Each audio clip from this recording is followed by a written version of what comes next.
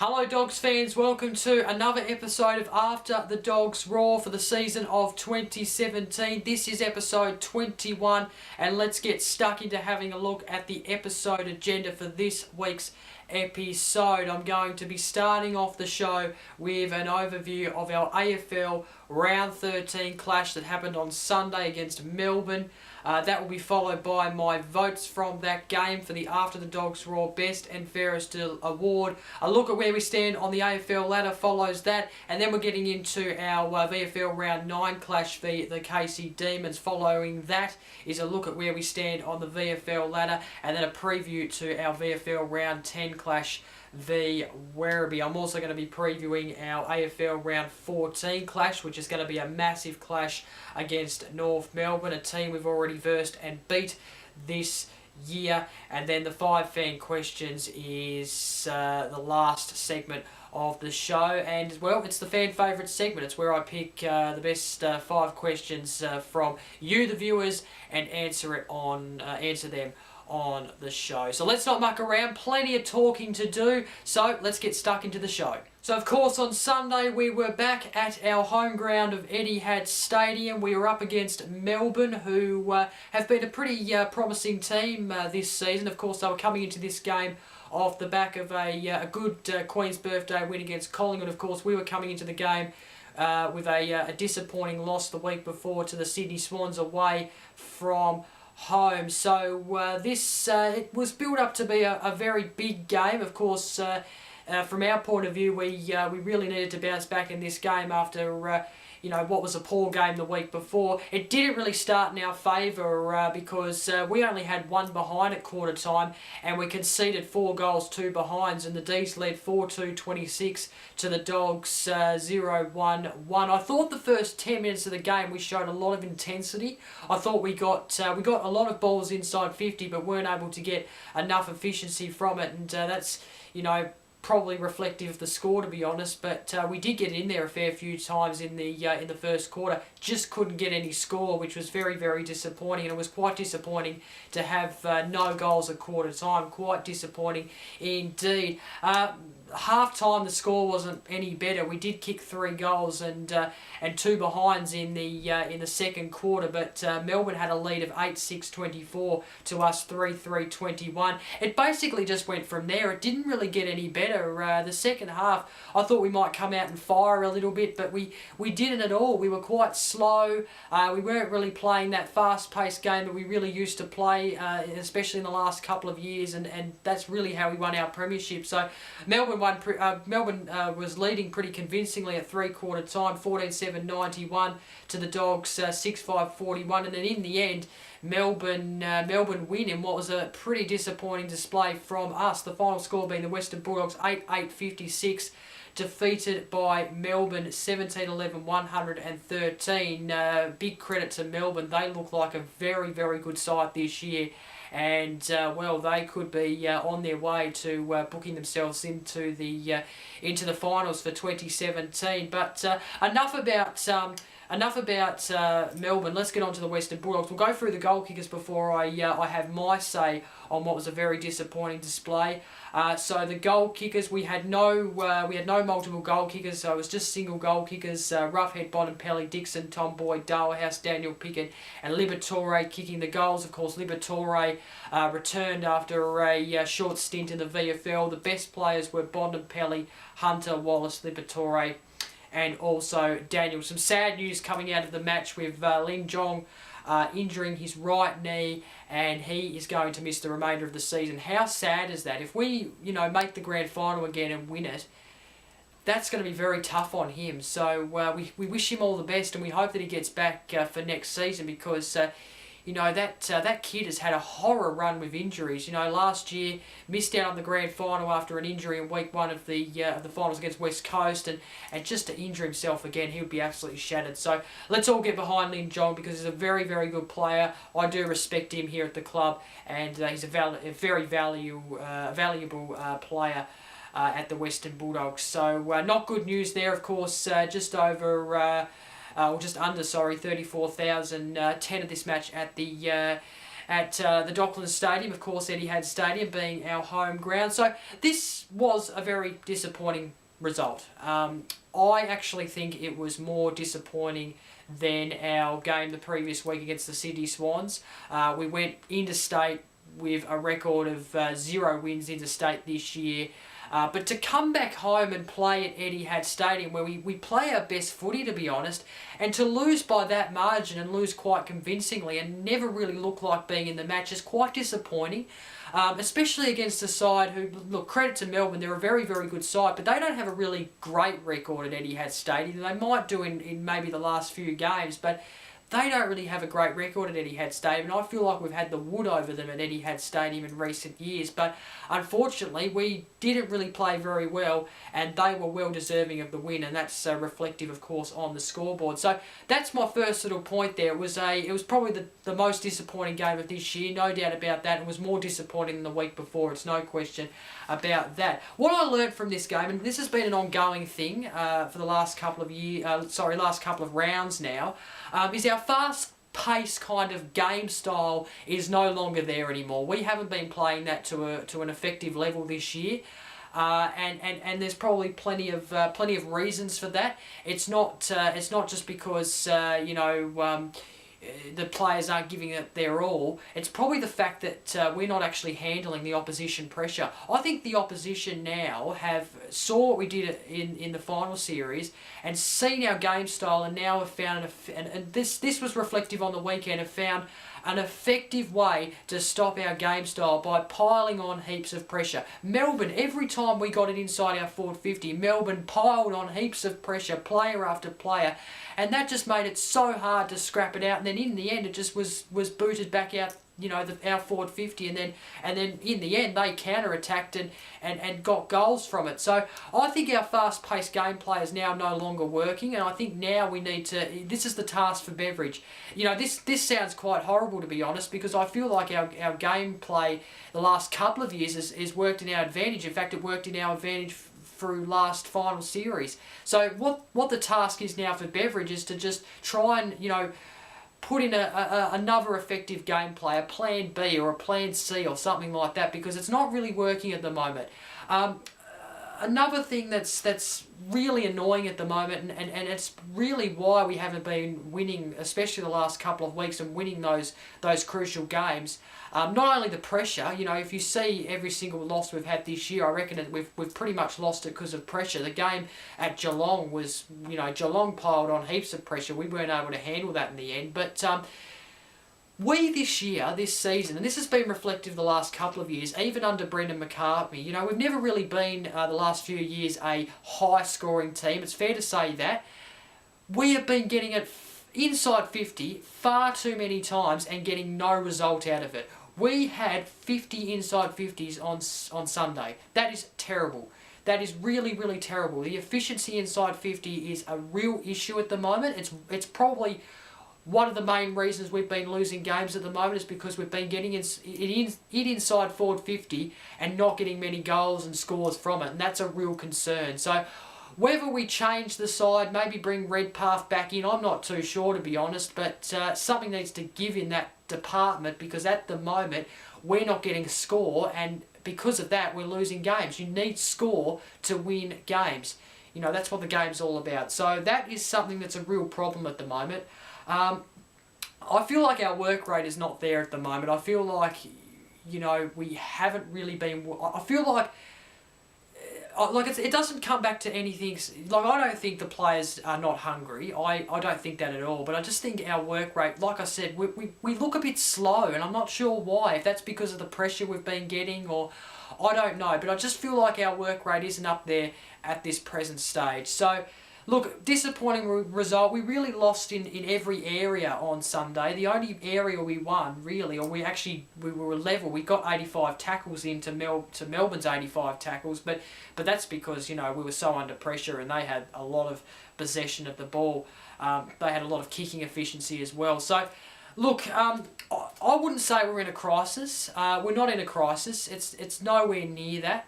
I just think we need to make a few adjustments. I don't think we can play on our terms anymore. You know, last season we had that free-flowing, fast-paced game. This year, teams have caught the eye of that and managed to stop it, and so we need to kind of try to go to plan B or plan C, hopefully, and that might, you know, win us a couple of more games. So we're not in crisis. You know, I don't subscribe to the fact that the players are not liking each other inside the team. I think I heard a rumour, something that they were fighting in amongst each other. I don't subscribe to that business. It's you know, we are a great team. Beveridge has got a great group. I still believe we have a group to win the premiership this year. We have a premiership winning team, and we still have a premiership winning team. And I feel like we can go all the way this year and maybe the next upcoming years to come. But we do need to make just a few little changes so we can do that, because at the moment our game style of last year is being a little bit attacked in the sense. So I hope that all makes sense.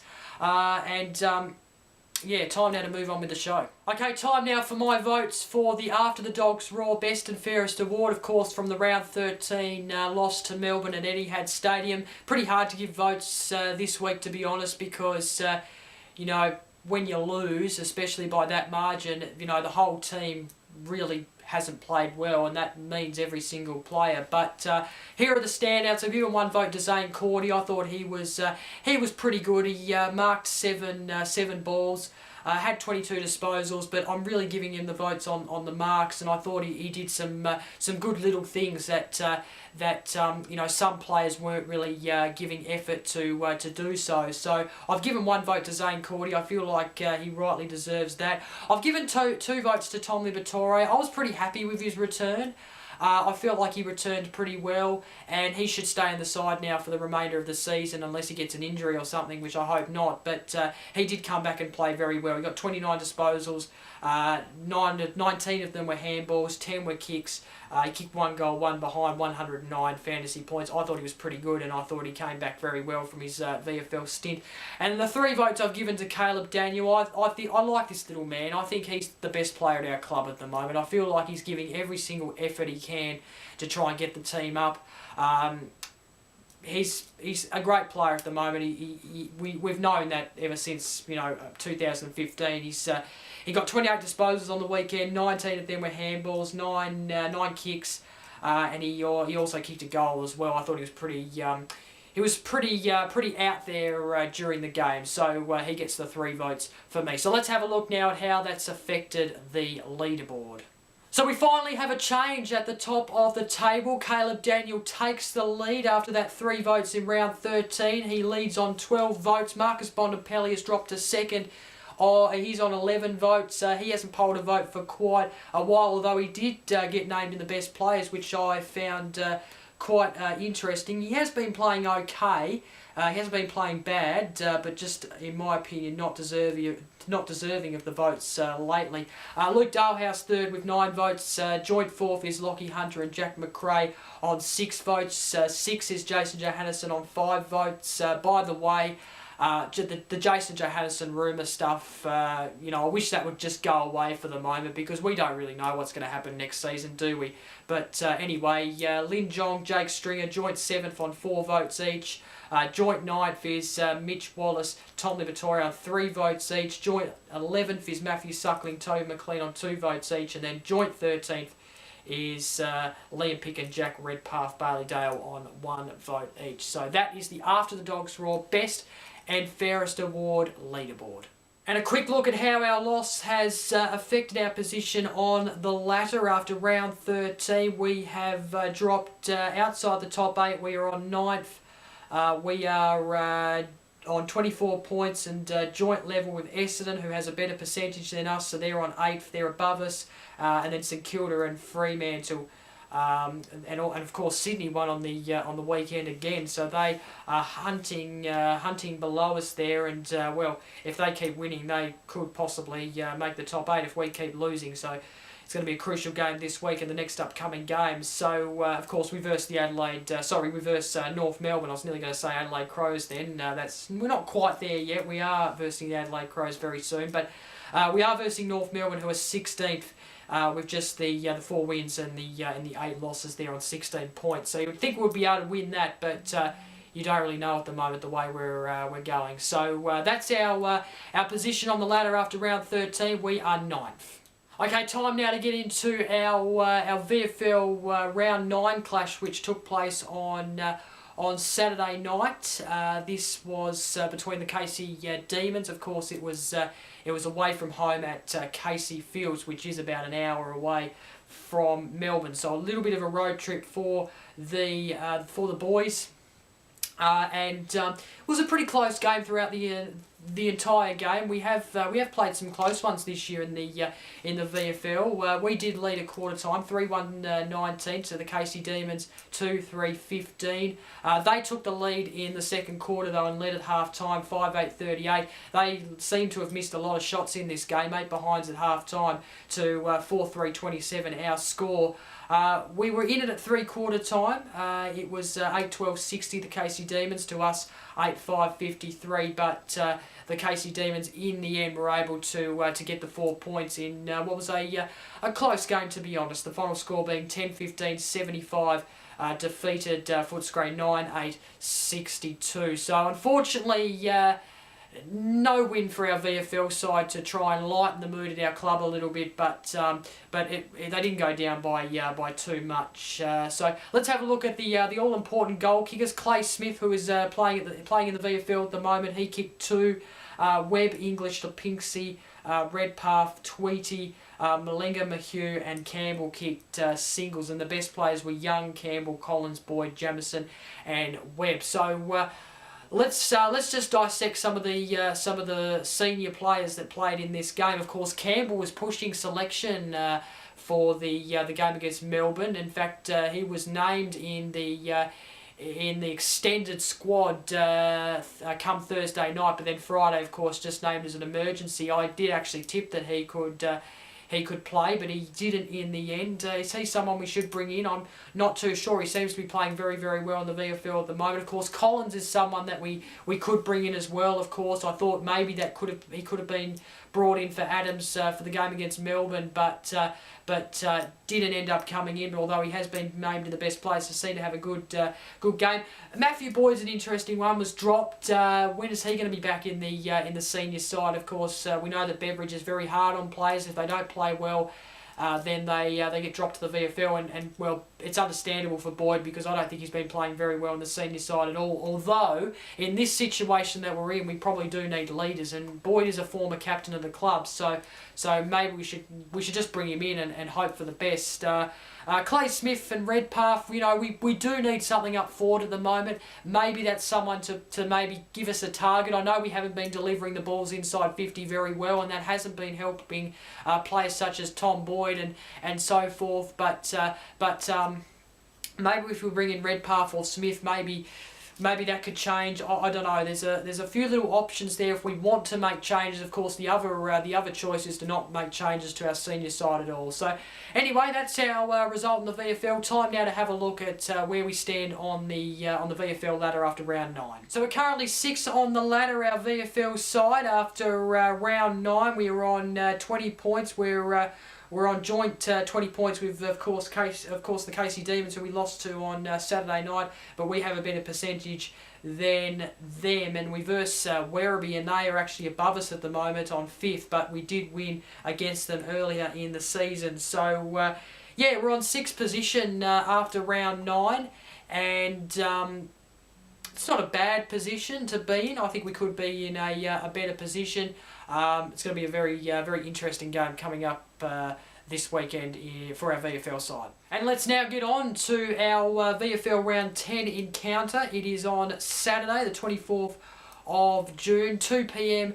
at our home ground at Victoria University Whitton Oval. We did verse them, I think it was round 2 or maybe round 3. It was earlier in the season. We have already versed this Werribee side. We did win pretty convincingly, although they have seemed to pick up their game since then. They're above us on the ladder, so it's not going to be an easy game. It's no question about that, but we have won against them this year, so we should be going in favourites and should be able to beat Werribee. Of course, that game was actually at Whitton Oval. In fact, it was Werribee's home game, you might remember. So we're back at the same ground where we've versed them before and beat them. I'd be expecting our VFL side to win, although it is not going to be an easy clash. So, of course, our AFL game is on Saturday night, so you can go along to the VFL on Saturday afternoon, get your Saturday Arvo footy fix, and then head over to Etihad for the Saturday night game against North Melbourne, which we're going to have a look at right now. And now let's have a look at our AFL Round 14 clash, which is taking place this Saturday, the 24th of June, as I mentioned, after our VFL game. It is against North Melbourne. Of course, we have already versed them this year. We didn't win convincingly on Good Friday when we versed them. It was a pretty tight tussle, but we were able to win in the end. So this game is starting at 7:25 p.m. It is at Etihad Stadium, and unfortunately for the free-to-air viewers who view games just by watching Channel 7 free-to-air, unfortunately this game won't be on free-to-air. You can only see it on pay TV through Fox Sports 3, Fox Footy, of course, broadcasting the match. So apologies on behalf of that, but it should be an interesting game. I expect it's going to be a close game, I reckon. I'm not really convinced that we're going to win this. I think really we should be I think we're expected to go out and win against North Melbourne, really, considering their season this year and considering our place on the ladder towards them. So I'm expecting a bounce-back performance. Our last 2 weeks haven't been great. We haven't really played very, very well. It's no doubt about that. It's going to be interesting to see the changes. I'm not sure whether... I'm a bit mixed. I'm not sure whether Beveridge should just keep the side the same and not make any changes. He has to make a couple. Obviously, Ling Jong's going to be, coming out, of course. But yeah, it's going to be interesting. There's obviously a few players in selection at the moment and selection contention, but...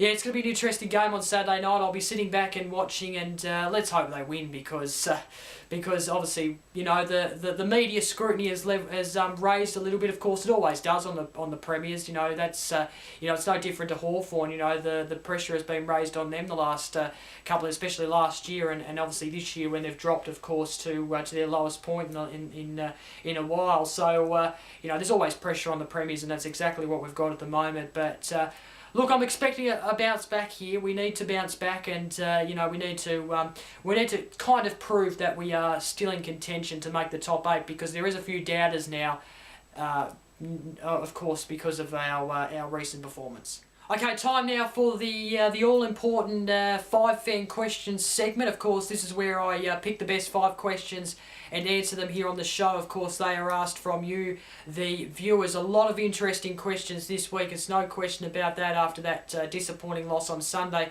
Let's start with Matt Button, who asks a very interesting question. Bevo has made 5-6 changes in the past 2 games and we've been thumped. Is it related, or is it another cause?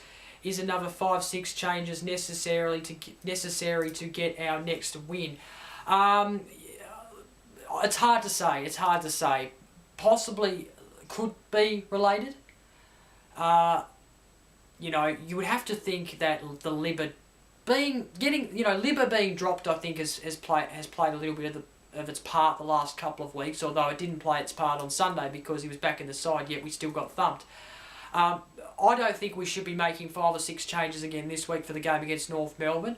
I would like to see a couple of changes, but it's more about. I feel like I don't feel like it's about the changes. I feel like we have a good list.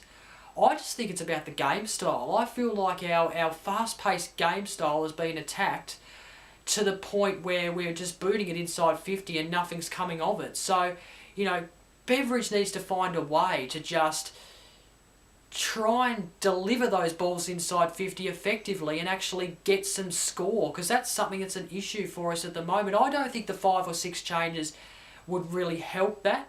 I would like to see possibly a couple more tools inside 50. I'm not sure whether these days, having, so many tools inside the 50 works. But, Redpath seems to be playing well in the VFL. He played okay when he came back from that injury. He played okay. Seems to be going all right in the VFL. Possibly Clay Smith comes back in and plays a role, something like that. Of course, someone's going to have to come in for Lin Jong. I'm not sure who. So, but 5 or 6 changes is a lot. And,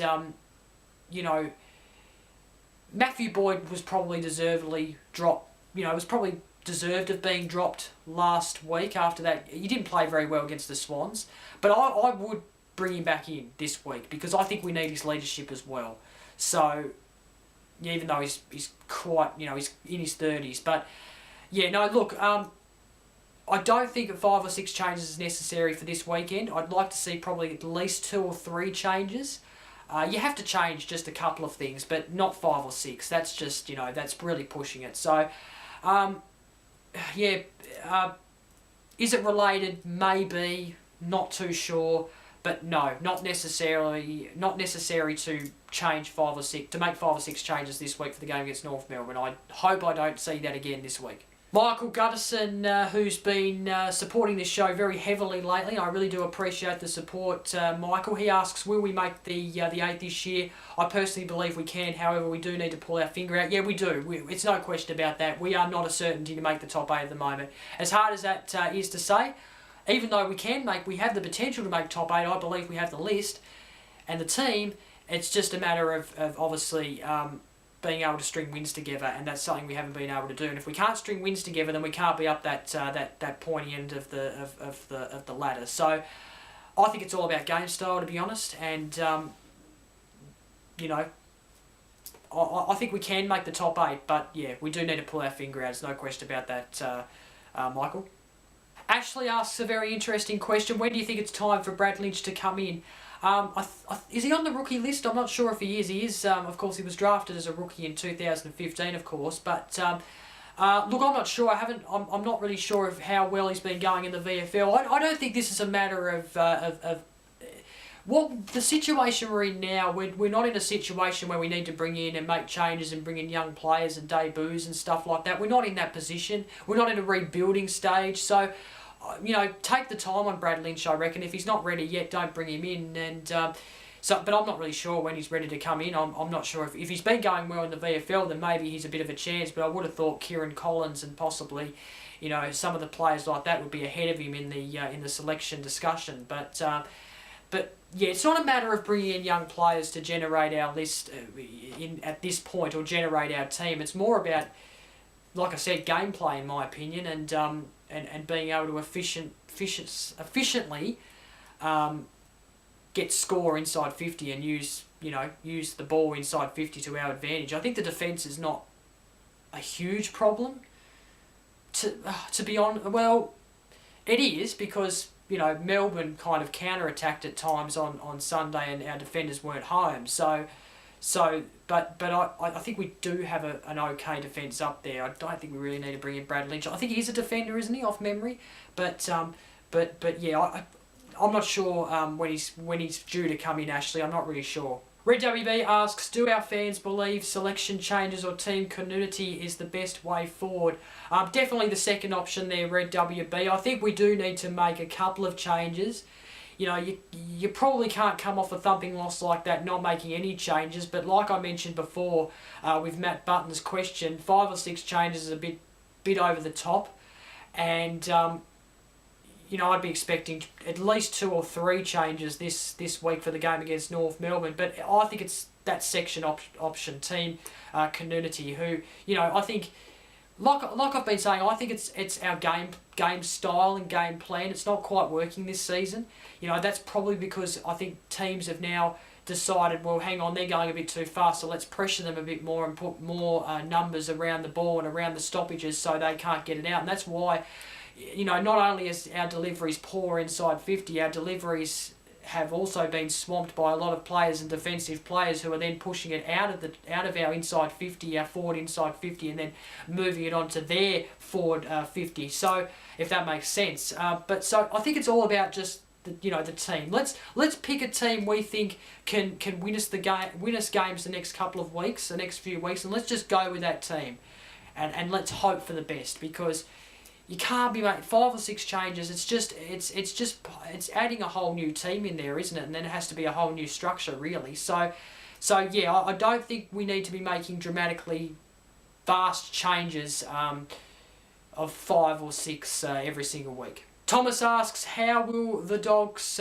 rediscover the faith in themselves and the team and find the form to make a strong push for the finals? Well, I hope. I'm not sure what the team environment is at the moment at the club. I'm sure someone like Red WB can tell me how the players are feeling right now. Heads need to be up at this point, okay? We've been in lower positions in the club history than this. This is not a crisis point. If we change some little things, we can get ourselves back into the top 8 and then maybe go on to win another premiership. It is hard to go back to back. Let's not forget that. But I believe we can do it if we just make a couple little changes. We're not in crisis. We're not on the rebuild. We're not anything like that. We're just not playing our best footy at the moment and not getting the best out of our players. I would hope that the players are holding their heads high, training hard, training well, listening to Luke Beveridge, listening to the coaches, and just trying to get some sort of structure. And I think that will rediscover the faith a little bit. I don't think there's any problems inside the club. I wouldn't know. I don't spend time at the club, of course, because I live from afar. But I would be hoping they have their heads high, and I'm sure there's a very good team environment there at the Western Bulldogs. I'm sure those rumours aren't true, but I'd say just, heads high, listen to the coaches, stay positive, because we have the team to go all the way again this year. I truly believe that, but we just need to have things go our way, and that might just mean structure, a change in gameplay, a change in plans, and that's what Luke Beveridge will be looking at, I reckon. And that is it for another episode of After the Dogs Roar. This was episode 21, and I hope you enjoyed this week's episode. I hope you enjoyed listening to my views. I hope they make some sort of sense. Sometimes I feel like I'm just blabbing out words and they're not making sense at all, but I hope everyone understands where I'm coming from and the views that I share.